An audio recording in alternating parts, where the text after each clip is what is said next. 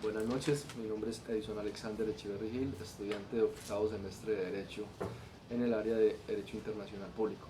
Me corresponde hablar sobre el capítulo 12 de ONU, Historia de la Corrupción.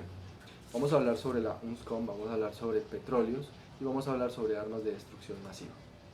El 3 de abril del 91, en el Consejo de Seguridad de las Naciones Unidas se crea la resolución 687, por medio de la cual se intenta recuperar o ocupar el área desmilitarizada de Kuwait, allí con el ánimo de desmantelar todas las armas de destrucción masiva, las armas bélicas y los laboratorios que allí se encontraban en Irak. Esta resolución crea dos comisiones, la AIEA y la UNSCOM. La primera era la encargada de desmantelamiento de las armas atómicas y la segunda la encargada del desmantelamiento de armas biológicas, armas químicas y los laboratorios. Estas dos comisiones son enviadas a Irak y cuando llegan allí precisamente a la inspección son recibidas por tropas o enviadas por Saddam Hussein, quien tenía información relevante de que una de estas organizaciones o que una de estas comisiones estaba haciendo injerencia allí en ella la CIA y Estados Unidos, esto con el fin de que se pudiera llegar hasta Saddam Hussein. Esto fue ratificado posteriormente por el señor Ritter, quien fue uno de los miembros de esta comisión, de la UNSCOM, quien dijo que efectivamente la CIA sí tenía injerencia en esta comisión y que por medio de ella se buscaba llegar hasta Saddam Hussein. Ritter también defendía pues, su organismo, defendía a la UNSCOM y decía que esta comisión sí cumplía a cabalidad con sus objetivos de destrucción de armas, de destrucción de laboratorios, de destrucción de armas biológicas y armas químicas. Un comunicado posteriormente de la revista Washington Post informa que la UNSCOM, cuando hacía este tipo de intervenciones, este tipo de acciones para buscar armas de destrucción masiva o estas armas biológicas, instalaban equipos de comunicación. La información recolectada con estos equipos con posterioridad era enviada a Israel, a Estados Unidos y a Gran Bretaña para luego ser utilizada en la ubicación o intentar acciones contra Saddam Hussein.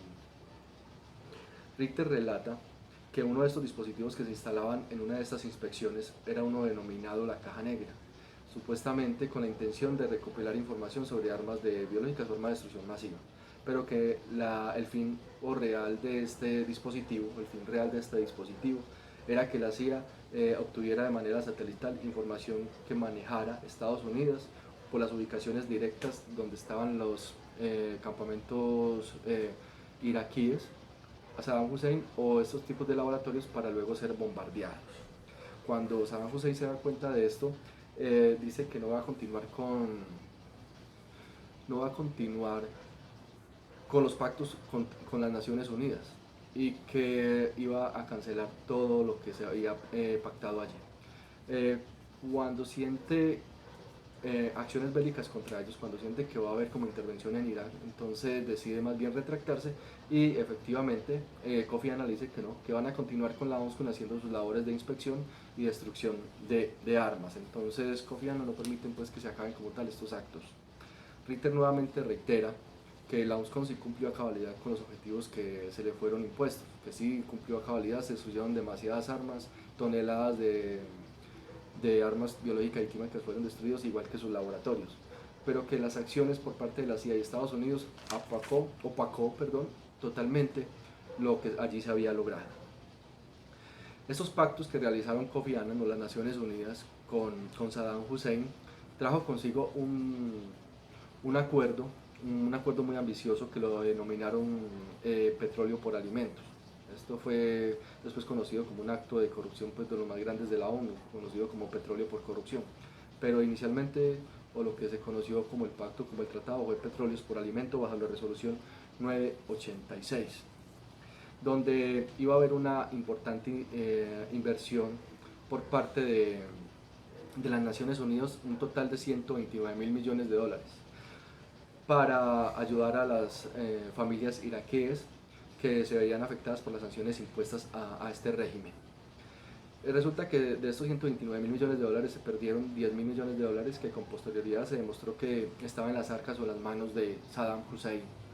Estos dineros fueron utilizados para rearmarse, para realizar ataques terroristas, para hacer construcciones, pero principalmente para sobornar a miembros de las Naciones Unidas o líderes políticos internacionales, con el fin de que Saddam Hussein pudiera cumplir a cabalidad con todos sus objetivos terroristas o todos sus objetivos criminales.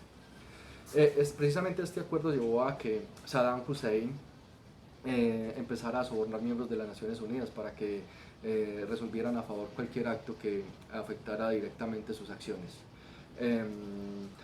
Se vieron involucradas empresas, se vieron involucrados miembros, como digo, de las Naciones Unidas, líderes supremamente importantes alrededor del mundo. Estas transacciones se hacían a través del banco BNP Paribas, entonces le consignaban todas estas comisiones a quienes apoyaban a este régimen y ayudaban con estas acciones de corrupción. ¿Cómo funcionaban estos actos de corrupción? Resulta que Irak, con el visto bueno de las Naciones Unidas, vendía el petróleo internacional por debajo de los acuerdos internacionales, por bajo del precio internacional real por el cual había sido determinado. Esto tenía una supervisión de unas empresas como Cotegnan, tenía la supervisión de la empresa Lloyd y Symbol, quienes hacían los de la vista gorda y no hacían nada para que esto no ocurriera bajo su supervisión. La idea de Saddam Hussein era que con estas ganancias pagarle las comisiones a estos líderes de las Naciones Unidas, quienes supuestamente iban a supervisar estas operaciones petrolíferas, pero obviamente todas las acciones las hacían a favor de Saddam Hussein. Esta red de soborno fue tan grande que llegó hasta instancias de políticos que inclusive impidieron que bombardearan a Irak. Llegó también a manos o arcas de Kofi Annan, el mismo secretario de las Naciones Unidas. Una de las oficinas de seguridad de las Naciones Unidas, denominada la OIOS, entrega un documento a Kofi Annan diciéndole que hay irregularidades en los proyectos o en este proyecto ambicioso de petróleo por alimentos, pero Kofi Annan se hace el de la vista gorda y no hace caso. Posteriormente, la revista Wall Street Journal saca un informe donde menciona estas irregularidades.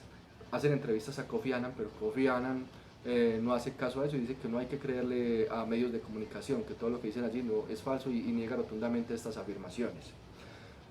Después, con la muerte de Saddam Hussein, organizaciones internacionales, organizaciones independientes, diarios, sacan a la luz pública documentos que demuestran que efectivamente sí hubieron irregularidades en estos proyectos. Tanto así que sacan con nombres propios a miembros políticos, miembros de las Naciones Unidas y empresas con nombre propio, quienes fueron beneficiadas con este tipo de proyectos y con la pérdida de estos dineros que después no fueron demostrados en que fueron invertidos. Uno de los que sobresalió más y que asombró más al mundo es precisamente el director de Petróleos por Alimento, quien se demostró que recibió una gran cantidad de barriles de petróleo y que posteriormente fueron vendidos en Panamá.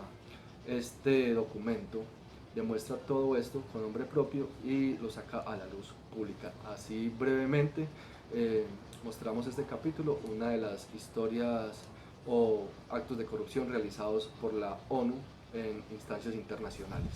Muchas gracias.